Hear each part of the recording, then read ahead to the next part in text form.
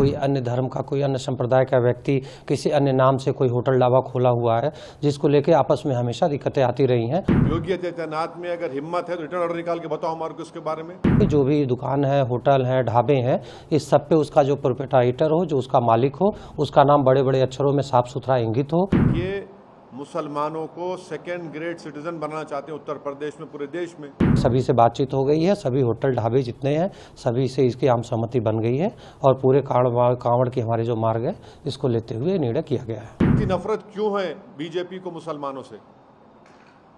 आपकी संविधान की ड्यूटी निभाइए ना आप। जैसा कि पूर्व में ये मामले सामने आए हैं कि कांवड़ में जो कांवड़िए आते हैं, कई जगह रेट लिस्ट को लेकर होटल और ढाबों पे विवाद हुआ खाने वाली चीज़ों को लेकर।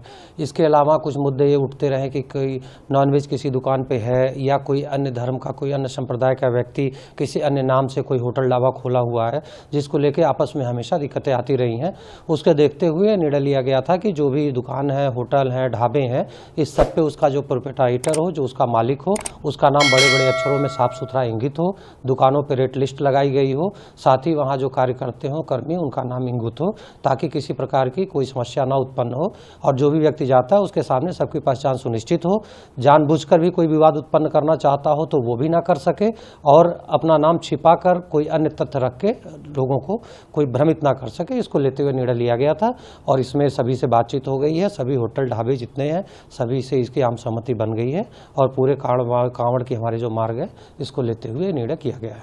तो उत्तर प्रदेश की सरकार अनटचेबिलिटी को प्रमोट कर रही है।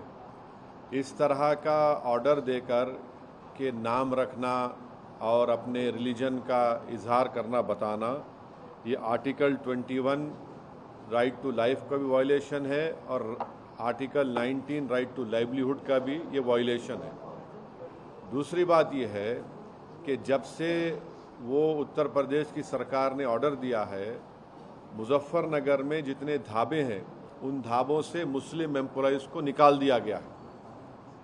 तीसरी बात यह है कि उस हाईवे के ऊपर मैकडॉनल्ड है, KFC है, पिज़्ज़ा हट है, आपके कैफ़े कॉफ़ी डे है, उसके ऊपर क्यों नहीं बोल रहे हो लोग? उनसे क्या कुछ बातचीत हो गई क्या आपकी? पांचवी बात यह है कि ये जो ऑर्डर है उत्तर प्रदेश की योगी आदित्यनाथ सरकार का, ऐसा दिख रहा है कि हिटलर की रूह उनमें समा चुकी है। ये क्रिस्टल नाट मूवमेंट लग रहा है। हिटलर भी एक जूडन बॉयकॉट करते थे, इस तरह का बॉयकॉट हो रहा है उत्तर प्रदेश की सरकार की तरफ से। भाई आप होते कौन है ये करने वाले? क्या एक यात्रा का इतना उनको आप इम्पोर्टेंस देंगे और दूसरों की लाइवलीहुड को बर्बाद कर देंगे आप क्या एक ही समुदाय के लिए कि उसके लिए काम करेंगे? कॉन्स्टिट्यूशन कहाँ गया फिर? कॉन्स्टिट्यूशन क्या कहाँ चलेगा? कॉन्स्टिट्यूशन कचरे के बिन में चलेगा कॉन्स्टिट्यूशन? फिर मोदी जी संविधान को उठा के चूमते, ये सब नाटक ड्रामा हो रहा है। तो ये स्टेट की तरफ से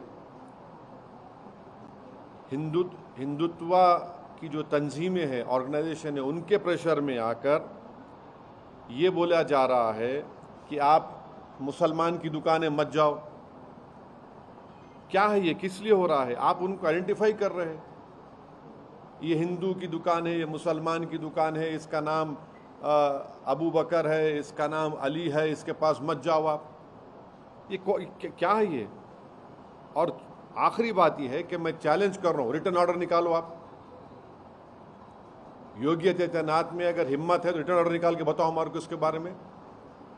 क्लियर डिस्क्रिमिनेशन हो रहा है मुसलमानों से। ये कॉन्स्टिट्यूशन की, संविधान की धज्जियां उड़ाई जा रही हैं।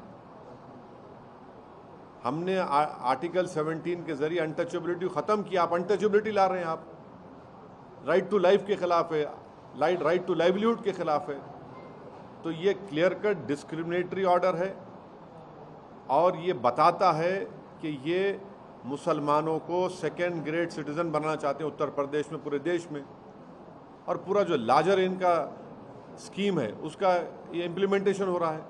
और मुजफ्फरनगर के ढाबों से पूरे मुस्लिम एम्प्लॉइज़ को निकाल दिया गया है। आप ही के दूसरे टीवी चैनल की रिपोर्ट है, आपके निकाल दिया गया है। बताइए क्या कर रहे हैं आप? क्यों जुल्म कर रहे हैं साहब? इतनी नफरत क्यों है बीजेपी को मुसलमानों से? आपकी संविधान की ड्यूटी निभाइए।